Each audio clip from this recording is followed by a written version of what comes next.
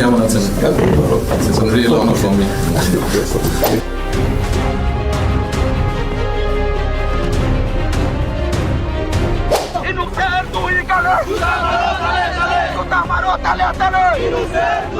Tulip Siddique রাজনৈতিক যে গুগলি খেলেছেন ডক্টর ইউনূস তাতে বোল্ড আউট হয়েছেন।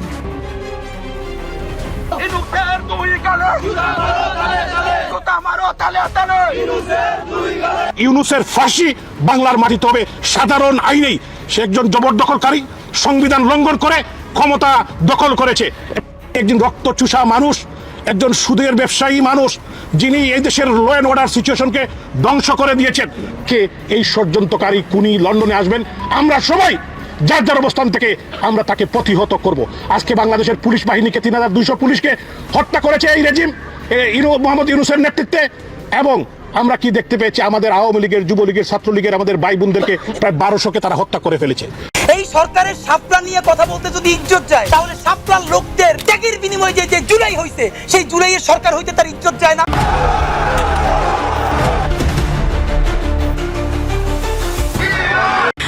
The Bangladesh first president, Bangabandhu Sheikh Mujibur Rahman, his house was demolished by over the 6 hours. একজন বাংলাদেশি মেয়ে হিসাবে, বাংলাদেশি বাঙালি নারী হিসাবে ব্রিটিশ সরকারের এত উচ্চ পর্যায়ে যাওয়ার সক্ষমতা এখনো কেউ অর্জন করেনি। এটাতে বাঙালির গর্ব হওয়ার কথা ছিল, কিন্তু কেবলমাত্র বঙ্গবন্ধুর নাতনি এবং শেখ হাসিনার ভাগ্নি বলেই তাকে সেখান থেকে নামানোর জন্য এমন কোনো শক্তি নাই যেটি ডক্টর ইউনূস এবং তার সাঙ্গপাঙ্গরা, শেখ হাসিনা সূত্ররা অ্যাপ্লাই করেনি। এতেই ইউনূসপন্থীদের চূড়ান্ত বিজয় অর্জিত হয়ে গিয়েছে বলে মনে করেছিলেন অনেকেই। দেশে দেশে এই বিজয় উৎসব পালিত হয়েছে ইউনূস শিবিরে। কিন্তু হঠাৎই টিউলিপ সিদ্দিকী এমপির একটি চিঠি গণমাধ্যমে শোরগোল ফেলে দেয়।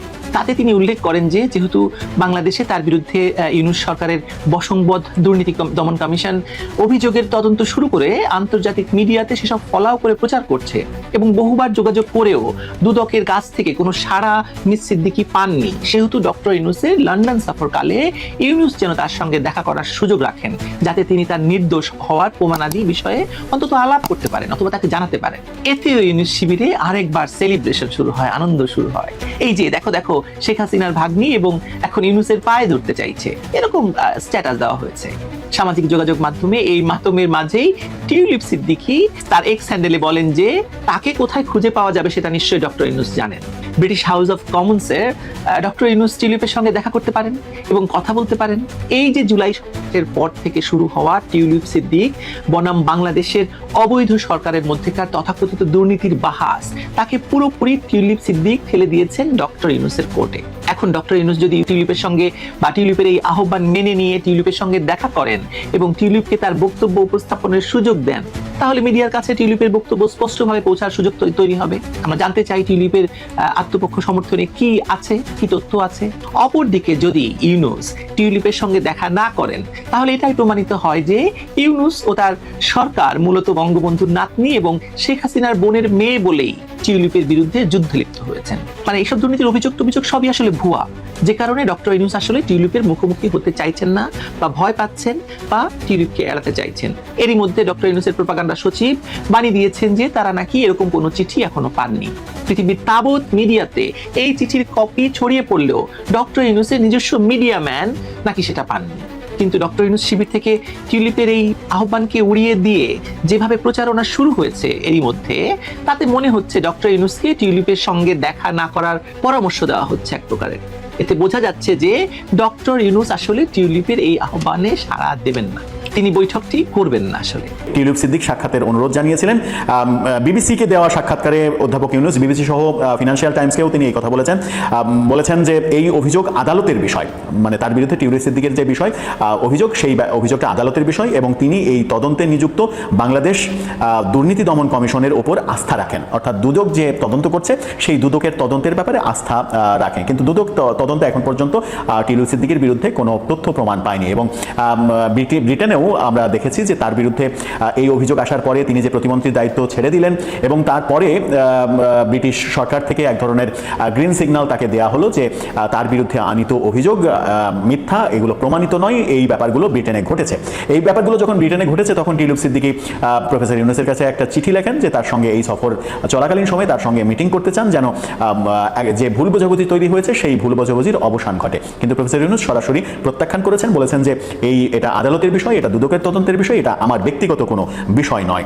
দুদক অভিযোগ করেছে টিউলিপ সিদ্দিক তার খালা শেখ হাসিনার সরকারের কাছ থেকে অবৈধভাবে জমি পেয়েছেন। শেখ হাসিনা গত বছর বাংলাদেশের প্রধানমন্ত্রীর পদ থেকে অপসারিত হয়েছেন। সাবেক ট্রেজারি মন্ত্রী টিউলিপ সিদ্দিকী এই অভিযোগ অস্বীকার করেছেন এবং বাংলাদেশ সরকারের বিরুদ্ধে রাজনৈতিক উদ্দেশ্য প্রণোদিত অপপ্রচার চালানোর অভিযোগ করেছেন। কদিন আগেই এক চিঠিতে টিউলিপ সিদ্দিক নোবেলজয়ী প্রফেসর ইউনূসের কাছে এই ব্যাপারটা উপস্থাপন করেন এবং সেখানেই সাক্ষাৎ চেয়ে তিনি চিঠি লেখেন। যে বৈঠকটা যুক্তরাজ্যে, যে সফরটা যুক্তরাজ্যে চলছে প্রফেসর ইউনূসের, সেই সফরে টিউলিপ সিদ্দিকী মিটিং করতে চেয়েছিলেন, কিন্তু প্রফেসর ইউনূস সরাসরি অতঃপর ঘোষণাই দিলেন যে এটা তিনি করতে চান না।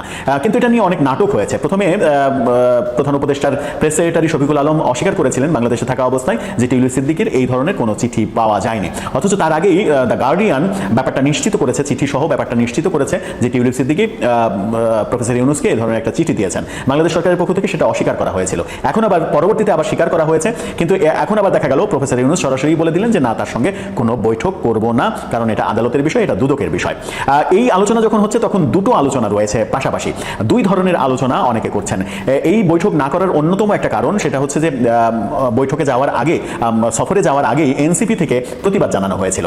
এনসিপি থেকে টিউলিপ সিদ্দিকীর দেখা করতে চাওয়া চিঠির খবর যখন গণমাধ্যমে আসে তখনই বলা হয়েছিল যে টিউলিপ সিদ্দিকী আওয়ামী লীগের দোসর এবং সাবেক প্রধানমন্ত্রী শেখ হাসিনার অন্যতম দুর্নীতির অন্যতম সহযোগী।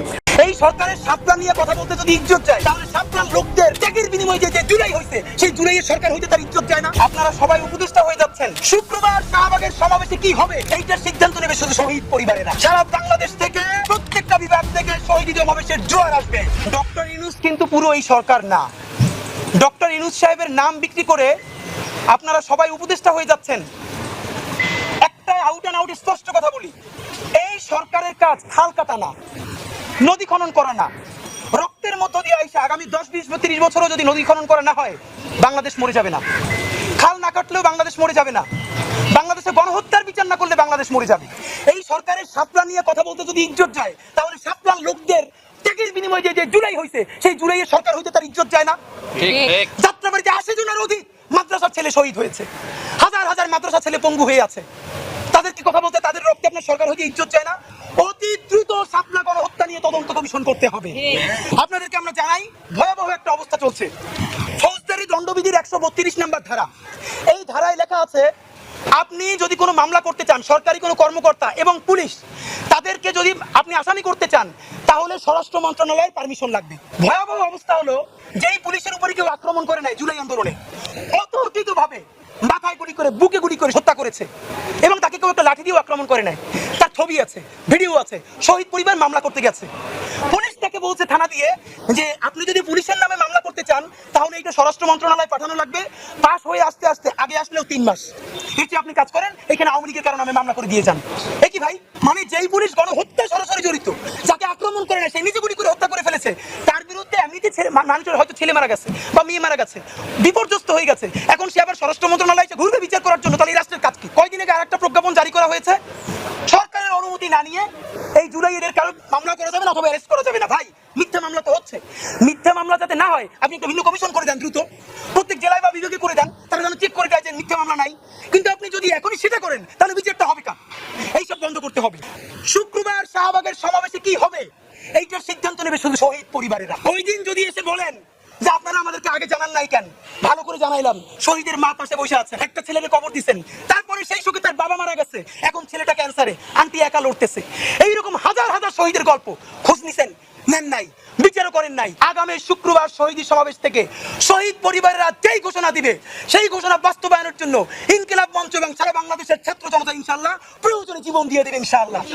তার আগে এই সরকারকে বিচার কোন প্রক্রিয়ায় যাবে, লিড নিষিদ্ধ কোন প্রক্রিয়ায় যাবে, অতি দ্রুত ঘোষণা করতে হবে। সরকার বাহাদুরের পায়ে ধরে বলি, শুক্রবার সমাবেশে যেন আপনাদের পক্ষে একটা ঘোষণা দিতে পারি বিচার নিয়ে, সেই ব্যবস্থা করেন। যদি সেই ব্যবস্থা না করেন, শহীদ পরিবার যদি আপনাদের বাসায় গিয়ে উঠতে চায়, গুলি করতে পারবেন, তাদেরকে ছেড়ে আমরা ইনশাল্লাহ যাব না। সারা বাংলাদেশ থেকে প্রত্যেকটা বিভাগ থেকে শহীদ সমাবেশের জোয়ার আসবে। সেই পর্যন্ত আপনারা সবাই আমাদের সাথে থাকবেন। ইনসাফ নিশ্চিত করতে হবে। জুলাই বাঁচলে বাংলাদেশ বাঁচবে। সেই পর্যন্ত সবাইকে ধন্যবাদ।